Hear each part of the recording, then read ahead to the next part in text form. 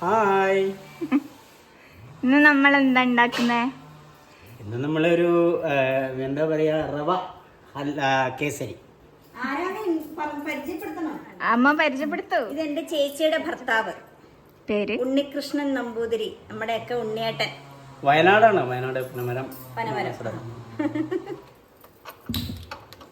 Ingredients ഒക്കെ ഒന്ന് പരിചയപ്പെടുത്താം. റവ ഇത് ചെറുതായിട്ട് റോസ്റ്റ് ചെയ്ത റവയാണ് കേട്ടോ.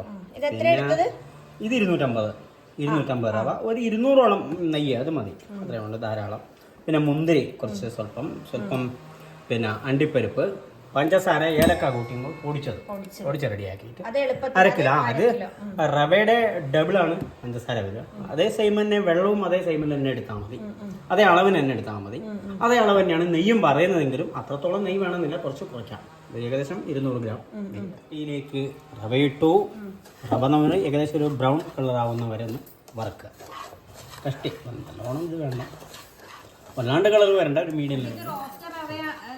റോസ്റ്റഡ് റവയാണെങ്കിലും ചെറുതായിട്ട് എന്നാലും അതിൻ്റെ ഒരു ഇത് ഗുമ്മി കിട്ടും, ശരിയാവും, നെയ്യിലാണ് വറക്കേണ്ടത്.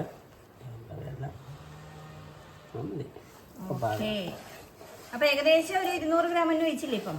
200 ഗ്രാം, അതെ, അതേ സെയിം. അത് അതിന്റെ അളവിലുള്ളത് അങ്ങോട്ടേക്ക് കൊടുക്കും. ഇത്രയൊക്കെ ഒഴിച്ചാലേ അതിന്റെ സ്വാദ് കിട്ടുള്ളൂ. അതെ അതെ. വെള്ളം അവിടെ തിളച്ചിട്ടുണ്ടാവുമല്ലോ. വെള്ളം എടുക്കാൻ ആയിട്ടൊന്നുമില്ല. ഇനി നമുക്ക് ഉണക്കമുന്തിരി ചേർത്ത് കൊടുക്കാം. ഈ ഉണക്കമുന്തിരി അതിൽ കിടന്ന് വീർത്ത് വരുമ്പോഴാണ് അതിന്റെ പാകമായി എന്ന് പറയുന്നത് കേട്ടോ. മുന്തിരി ഇങ്ങനെ വീർത്ത് പൊന്തി വരണം. വീർക്കും, അതാണ് അപ്പോഴേക്കും അവിടെ വറവായി എന്നുള്ളതാണ്. ആ കേസരിക്കിലെ പാകത്തിനുള്ള വറവ് അതിൽ ആയി എന്നുള്ളതാണ്. അത് നെയ്പായസം ഉണ്ടാക്കുകയാണ്, എന്ത് പായസം ഉണ്ടാക്കുകയാണെങ്കിൽ ശരി, അതിലേക്ക് ഇട്ട് കഴിഞ്ഞാൽ മുന്തിരി പൊരിഞ്ഞിങ്ങോട്ട് വരും. ഇപ്പോൾ അരവണയാണെങ്കിലും ശരി, മുന്തിരി ആ പാകത്തിന് വീർത്ത് വരുമ്പോഴേക്കും അതിൻ്റെ വറവ് കറക്റ്റായിരുന്നു.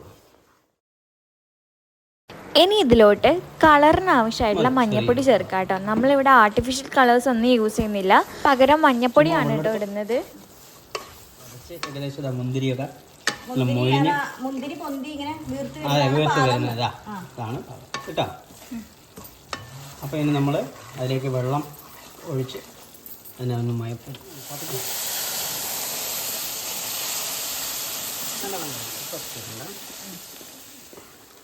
അതൊന്ന് പഞ്ചസാര ഏലക്കയും കൂടെ പൊടിച്ച് വെച്ചതാണ്.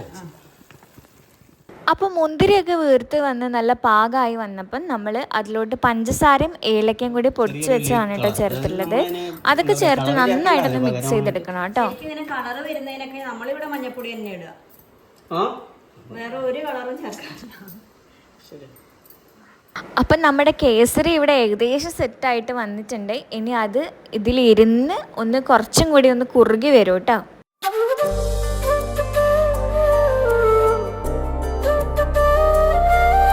ഈ ഒരു സമയത്ത് നമുക്ക് ഗ്യാസ് ഓഫ് ചെയ്ത് കൊടുക്കാം കേട്ടോ. ഇനി അത് അതിലിരുന്ന് നല്ല സെറ്റായിട്ട് വരും. ഒരു പാത്രഭാഗം വരുമ്പോൾ നമുക്ക് സെർവ് ചെയ്യാം. അതിൻ്റെ ഇടയിൽ നമുക്ക് നല്ല മാങ്ങ കിട്ടിയിട്ടുണ്ടായിരുന്നു കേട്ടോ. ഇവിടെ നമ്മുടെ വീട്ടിൻ്റെ അടുത്ത് തന്നെയുള്ള മാവെന്ന് കിട്ടിയതാണ്. പക്ഷേ കുറേയൊക്കെ കേടുണ്ടായിരുന്നു കേട്ടോ, പുഴു ഉണ്ടായിരുന്നു. പക്ഷെ എന്നാലും ഒരു മാങ്ങ അത്യാവശ്യം നല്ലതായിട്ട് കിട്ടി കേട്ടോ. അപ്പം വല്യമ്മയ്ക്കും വലിയച്ഛനും ഒക്കെ ഇത് ഭയങ്കര ഇഷ്ടമാണ്. നല്ല മധുരമാണ് കേട്ടോ ഈ മാങ്ങയ്ക്ക്. അങ്ങനെ നമ്മൾ ഈ മാങ്ങയൊക്കെ മുറിച്ച് കഴിച്ചു. അപ്പോഴത്തേക്കും നമ്മുടെ കേസരി നല്ല സെറ്റായിട്ട് അടിപൊളിയായിട്ട് വന്നിട്ടുണ്ട്. കണ്ടില്ലേ, ഇപ്പം ഇങ്ങനെയാണ് നമ്മളെ കേസരി വന്നിട്ടുള്ളത്. നല്ല സെറ്റായി നല്ല സോഫ്റ്റായിട്ട് വന്നിട്ടുണ്ട് കേട്ടോ. ഇനി നമുക്ക് എല്ലാം കൂടി ഒന്ന് മിക്സ് ചെയ്ത് ഇതുപോലെ ഷേപ്പാക്കി സെർവ് ചെയ്യാം. ഇത്രയേ ഉള്ളൂ, നമ്മുടെ കേസരി ഇവിടെ സെറ്റായിട്ടുണ്ട്. ഇനി നമുക്ക് വല്യമ്മയ്ക്ക് കൊണ്ടുപോയി ടേസ്റ്റ് ചെയ്യാൻ കൊടുക്കാം കേട്ടോ.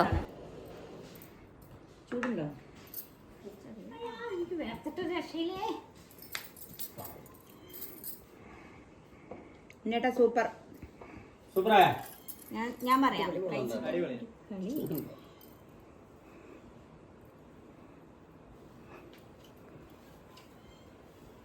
എൻജോയ് ചെയ്തിട്ട് ഇടുവായി. Thank you.